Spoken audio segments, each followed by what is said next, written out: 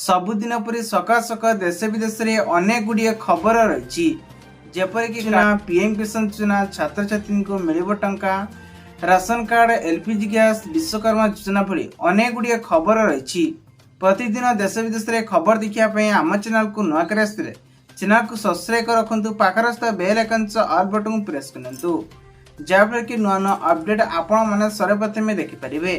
चलतु दर्शक बंधु आज सकाळ न्यूज उपर नजर पकेबा।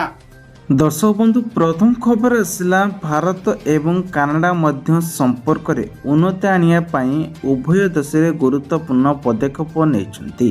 कानाडार प्रधानमंत्री मार्क कार्ने भारत रे ग्रस्त आनिछंती एवं भारतर प्रधानमंत्री नरेंद्र मोदी को भेटिछंती।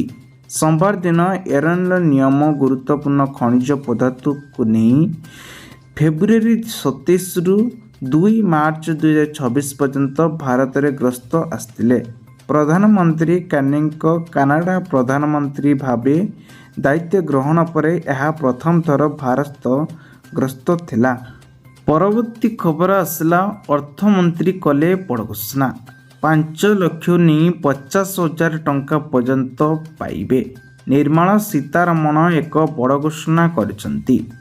आसिला सोशल मीडिया रे एक वीडियो भाइराल हेउची। यह हेउची वीडियो कॉन्फ्रेंस माध्यम रे अर्थमंत्री सीतारमण कहूथिबार देखा जाउची जे देश रे साधारण नागरिक मात्र 22,000 टंका निवेशन करी सप्ताहक भावे 5 लाख टंका पर्यंत रिटर्न पाई परिबे। एभली एक वीडियो देखिबाको मिलुची। परवर्ती खबर आसिला स्वतंत्र ट्रेन को नियमित करिया पई रेल मंत्री पक्षर अनुमोदन करिसंती। ओडिशा मुख्यमंत्री मोहन चरण माझी अनुरोध पर रेल मंत्री पक्षर 3टी स्वतंत्र ट्रेन नियमित करिया पई अनुरोध रही। रेल मंत्री अश्विनी वैष्णव ओडिशा रे मुख्यमंत्री लेखिबा एक चिठी रे मध्य उल्लेख करा जायछि। जनसाधारण को सुविधा पाई ट्रेन ले एबे संपूर्ण सुविधा रहिबो। परवर्ती खबर आसला राशन कार्ड धारीक पाई बड़ खबर। राशन कार्ड रे आसला जरूरी सूचना नाम कटि जाई पारे। सूचना अनुसार वर्तमान एबे राशन कार्ड संबोधन रे पाखापाखि 6,49,000 राशन कार्ड दि जाइछि। नुआ वर्ष रे पाखापाखि 15 लाख राशन कार्ड दि जाइथिया बेले फेब्रुआरी मासरे ईकेवाईसी पाई फेब्रुआरी 31 पर्यंत रहितला।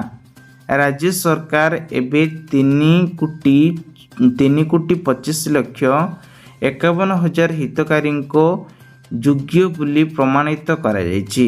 ईकेवाईसी न करिथिबार एहिभली एबे सूचना मिलिछि। जो माने हितकारी अछंती चाउल पाया योग्य सेमाने तुरंत ईकेवाईसी करिया पई घोषणा रही। परवर्ती खबर आसला मनरेखा रोजगार मोदी को बड़ निष्पत्ति। श्रमिकों पाई खुशी खबर। नुआ कैबिनेट रे एबे द्वारा खुशी खबर अनुमोदन मिली। तेबे केंद्र सरकार अर्थात मोदी यहाकू नहीं घोषणा करिसंती गारंटी सहित 125 टंका वृद्धि करा जायछि।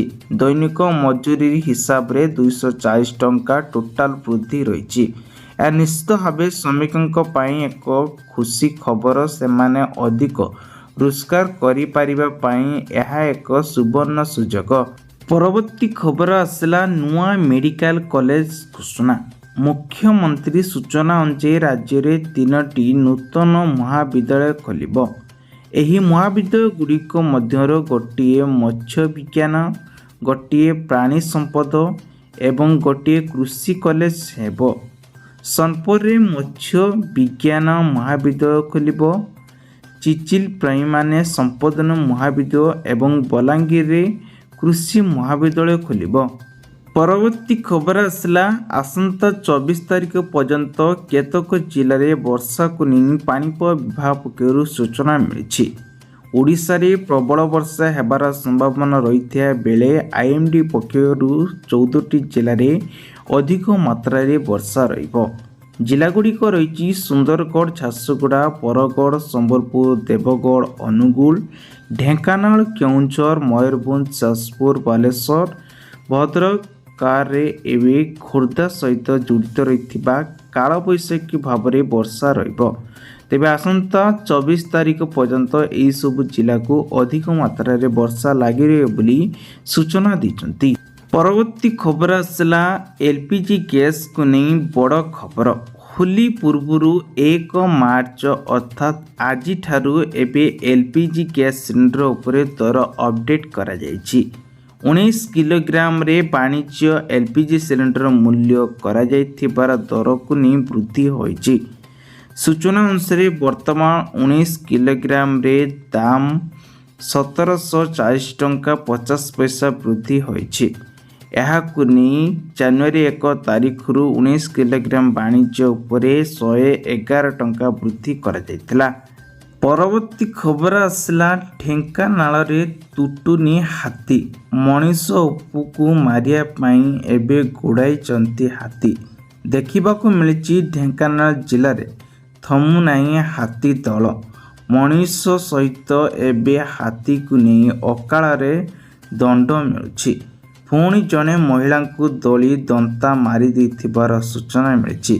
ଭୋର 6ଟାରେ ସ୍ୱାମୀ ଓ ସ୍ତ୍ରୀ ଦୁହେଁ 7 ବର୍ଷର ଝିଅକୁ ନେଇ ଚାଲି ଯାଉଥିବା ବେଳେ ଗାଁକୁ ନେଇ ଟୋକେଇ ବେଳେ ଦନ୍ତା ଆକ୍ରମଣରେ ଏବେ ସ୍ତ୍ରୀ ଲୋକ ମୃତ୍ୟୁ ହୋଇଛି ଏବଂ 7 ବର୍ଷର ଝିଅ ଗଛରେ ଚଢ଼ି ଜୀବନ ବଞ୍ଚାଇଥିଲେ। ପରବର୍ତ୍ତୀ ଖବର ଆସିଲା ଯୁଦ୍ଧ ଭିତରେ 8ଟି ଦେଶ ସହ କଥା ହେଲେ ମୋଦି, ହୋଇପାରେ ବଡ଼ ଘୋଷଣା। ଇରାନ ଉପରେ ଏବେ ଇସ୍ରାଏଲ ଆମେରିକାର ଆକ୍ରମଣ ଏବଂ ଇରାନ ପ୍ରତିଶୋଧ ସହିତ ଆରମ୍ଭ ହୋଇଥିବା ଯୁଦ୍ଧ ପ୍ରତିଦିନ ତୀବ୍ର ହେବା ଲାଗିଛି। ସଂଘର୍ଷ ପରିମାଣରେ ଏବଂ ପରିସର ମଧ୍ୟରେ ବିସ୍ତାର ହେଉଛି, ଯାହା ଭାରତକୁ ଏକ ନେଇ ଚିନ୍ତା ପ୍ରକାଶ କରିଛି। ପରବର୍ତ୍ତୀ ଖବର ଆସିଲା ଡାଲଖାଇ ଯୋଜନା ମାଧ୍ୟମରେ ଶ୍ରମିକମାନଙ୍କର ଏବେ ହେବ ସ୍କେଲ୍ ଫେମ୍। 305 ଦାଦନ ଶ୍ରମିକ ସମୟରେ ଏବେ ଫେରାଇ 2166 ଜଣ ପ୍ରବାସୀ ଶ୍ରମିକମାନଙ୍କୁ ଶିକାର ହେବା ଘଟଣାକୁ ନେଇ ଆକ୍ସନ୍ ମୋଡ଼ରେ ଏବେ ରାଜ୍ୟର ଶ୍ରମ ବିଭାଗ ପକ୍ଷରୁ ଶ୍ରମ ମନ୍ତ୍ରୀ କହିଛନ୍ତି ପ୍ରବାସୀ ଶ୍ରମିକଙ୍କ ପାଇଁ ଟୋଲ୍ ଫ୍ରି ନମ୍ବର ଜାରି କରାଯିବ। ଯେଉଁମାନେ ବିନା ପଞ୍ଜୀକରଣ ନେଇ ବାହାରକୁ ଯାଉଛନ୍ତି ସେମାନଙ୍କୁ ସଚେତନ ପାଇଁ ପ୍ରତ୍ୟେକ ପଞ୍ଚାୟତକୁ ସ୍ୱତନ୍ତ୍ର କାର୍ଯ୍ୟକ୍ରମ ଆୟୋଜନ କରାଯିବ। ପରବର୍ତ୍ତୀ ଖବର ଆସିଲା ସୁଭଦ୍ରା ଯୋଜନାକୁ ନେଇ ବଡ଼ ଖବର। ସୁଭଦ୍ରା ଯୋଜନାରେ ହିତକାରୀଙ୍କ ଆକାଉଣ୍ଟକୁ 3ଟି କିସ୍ତିରେ ଏବେ ପାଖାପାଖି 1 କୋଟିରୁ ଅଧିକ ହିତକାରୀଙ୍କୁ 15,000 ଟଙ୍କା ମିଳିସାରିଛି। ଯେଉଁ ମହିଳାମାନେ 31 ମାର୍ଚ୍ଚ 2025 ସୁଦ୍ଧା 21 ବୟସ ହୋଇଥିଲେ ସେମାନେ ଆବେଦନ କରିଛନ୍ତି। ସେହି ମହିଳାମାନଙ୍କୁ ଯୋଗ୍ୟରେ ଚିହ୍ନଟ ହୋଇଥିଲେ ସେମାନଙ୍କୁ 8 ମାର୍ଚ୍ଚ ଅର୍ଥାତ୍ 8 ମାର୍ଚ୍ଚରେ ସୁଭଦ୍ରା କିସ୍ତିକୁ ପାଇବେ ବୋଲି ଘୋଷଣା କରାଯାଇଛି। ପରବର୍ତ୍ତୀ ଖବର ଆସିଲା 4 ମାର୍ଚ୍ଚ 2026ରେ ପାଳିତ ହେବ ହୋଲି। ହୋଲିକୁ ନେଇ ଏବେ ସତର୍କତା ଅବଲମ୍ବନ କରାଯାଇଛି। 12ଟା ପର୍ଯ୍ୟନ୍ତ ହୋଲି ଖେଳ ରହିବ। 12ଟା ପରେ ଯେଉଁମାନେ ହୋଲି ଖେଳୁଛନ୍ତି ସେମାନଙ୍କ ଉପରେ କାର୍ଯ୍ୟାନୁଷ୍ଠାନ ଗ୍ରହଣ କରାଯିବ। ତେବେ ସତର୍କତା ଅବଲମ୍ବନ କରି ଆପଣମାନେ ହୋଲିର ରଙ୍ଗ ଖେଳିପାରିବେ। ପରବର୍ତ୍ତୀ ଖବର ଆସିଲା HDFC ବ୍ୟାଙ୍କ ଗ୍ରାହକଙ୍କ ଉପରେ ବଡ଼ ଖବର।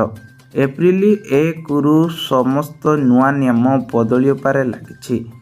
ଗ୍ରାହକଙ୍କ ଉପରେ ଏବେ ବ୍ୟାଙ୍କ ଏହାର ଲକଡାଉନ୍ ଭଡ଼ା ଲଗାଇଛି, ଯେଉଁଥିରେ କି 184କୁ ବୃଦ୍ଧି କରିଛି। ATMରେ ଟଙ୍କା ଉଠାଇବା ପାଇଁ ନିୟମ ବର୍ତ୍ତମାନ କଡ଼ାକଡ଼ି କରିଛି, ଯେଉଁଥିରେ କି ଆପଣମାନେ ଅଧିକରୁ ଅଧିକ ଟଙ୍କା ଉଠାଉଥିଲେ ଏଥିରେ ଚାର୍ଜ ଏବେ ଲାଗିବ।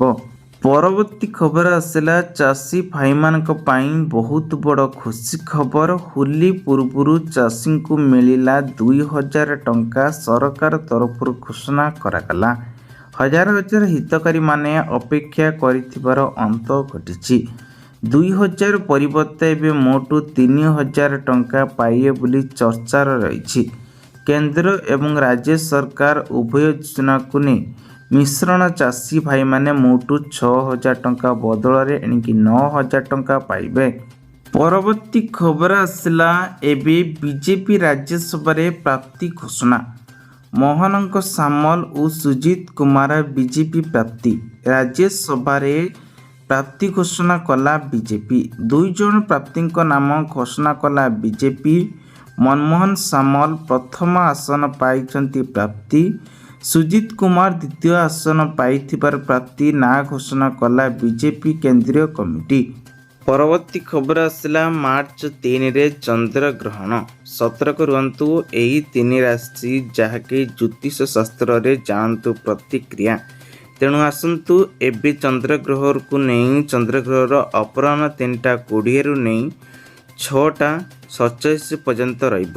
ଭାରତରେ 14ରୁ ନେଇ 20 ମିନିଟ୍ ଚନ୍ଦ୍ରଗ୍ରହଣ ସମୟରେ ସନ୍ଧ୍ୟା 6:26ରୁ ସନ୍ଧ୍ୟା 6:32 ମଧ୍ୟରେ ଚନ୍ଦ୍ରଗ୍ରହଣ ଯୋଗ ରାଜନୈତିକ ଅଶାନ୍ତି, ଝଡ଼, ସଡ଼କ ଦୁର୍ଘଟଣା ଏବଂ ସମୁଦ୍ର ଝଡ଼ ଭଳି ଅଘଟଣ ଘଟିପାରେ।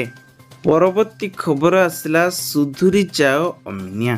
ଏଣିକି ଡିଏଲ୍ରେ ରହିଲେ ସ୍ୱତନ୍ତ୍ର ନମ୍ବର, ସାବାଟ ହେବେ ଅମାନିଆ ଡ୍ରାଇଭର।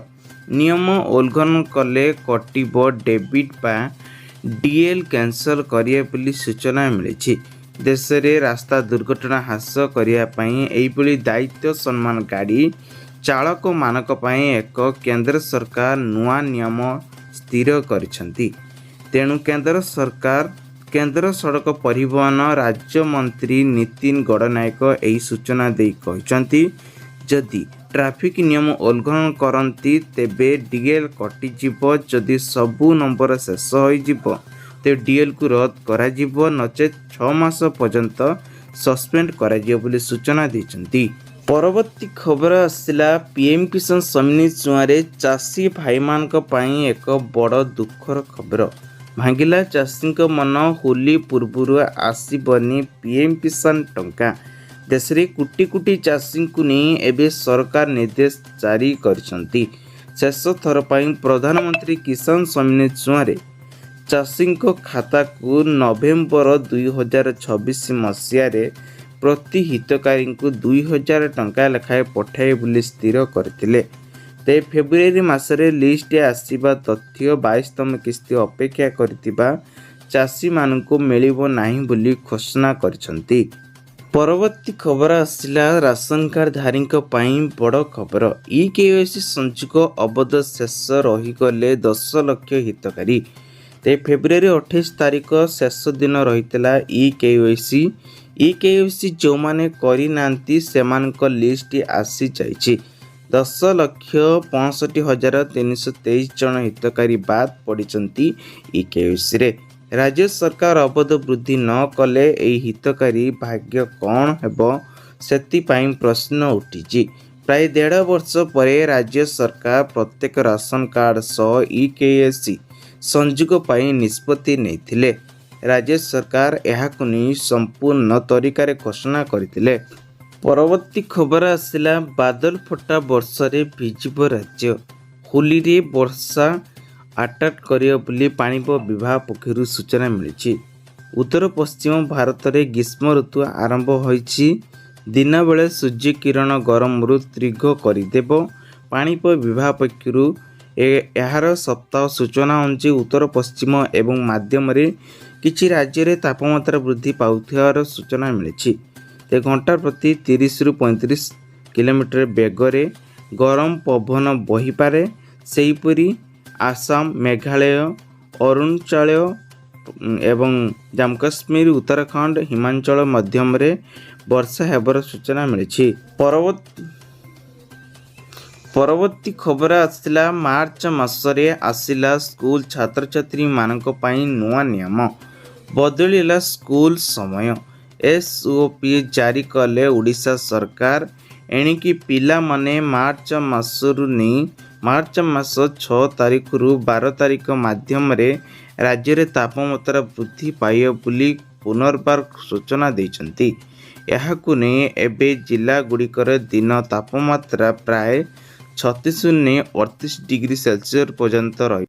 ପରବର୍ତ୍ତୀ ଖବର ଆସିଲା ହୋଲିରେ ମାଗଣା ମିଳିବ ଗ୍ୟାସ୍। ସୂଚନା ଅନୁସାରେ ଗରିବ ପରିବାରଙ୍କୁ ମିଳିବ ମାଗଣା ଗ୍ୟାସ୍ ସିଲିଣ୍ଡର। ଜାଣନ୍ତୁ କିଏ ପାଇବେ ଏହି ସବୁ ସୁବିଧା। ବର୍ତ୍ତମାନ ସମୟରେ ହିତକାରୀଙ୍କ ବ୍ୟାଙ୍କ ଖାତାକୁ 853 ଟଙ୍କା ଯିବ। ଏ ସୁବିଧା କାହାକୁ ମିଳିବ ଆଉ କାହାକୁ ମିଳିବ ନାହିଁ ସେଥିପାଇଁ ଗଭର୍ଣ୍ଣମେଣ୍ଟ ତରଫରୁ ଆଣିଛି। ପ୍ରଧାନମନ୍ତ୍ରୀ ଉଜ୍ଜ୍ୱଳ ଯୋଜନା ହିତକାରୀଙ୍କୁ ଏଥିରେ ଆବେଦନ କରିପାରିବେ ଯେଉଁମାନଙ୍କର 18 ବର୍ଷ ହୋଇଥିବ ଏବଂ BPL କାର୍ଡ଼ ଥିଲେ ମଧ୍ୟ ଜରୁରୀ ଆପଣମାନେ ଏଥିରେ ପାଇପାରିବେ ସବସିଡି ଏବଂ ହିତକାରୀଙ୍କୁ ଯୋଗାଇ ଦେଉଛନ୍ତି, ଯାହାକି ପ୍ରାୟ 17 ଲକ୍ଷରୁ ଅଧିକ ରାସନ କାର୍ଡ଼ ଅଧିକାରୀଙ୍କୁ ଏଥିରେ ଯୋଗ ଦିଆଯାଇଛି। ପରବର୍ତ୍ତୀ ଖବର ଆସିଲା ଆଜିର ଚାଷୀ ସମସ୍ୟାକୁ ନେଇ। ରାଜଧାନୀରେ ଏବେ ବିଶାଳ ଚାଷୀ ସେବା, ଚାଷ ସମସ୍ୟା ଓ ରାଜ୍ୟରେ ଆଇନ ଶୃଙ୍ଖଳା ପରିସ୍ଥିତି ବିରୋଧୀ ଉପରେ ଏକ ସମାବେଶ ବିରୋଧୀ ଦଳ ନେତା ନବୀନ ପଟ୍ଟନାୟକ ଯୋଗ ଦେଇ ଉଦ୍ବୋଧନ ଦେବେ। ଚାଷୀ ସମସ୍ୟା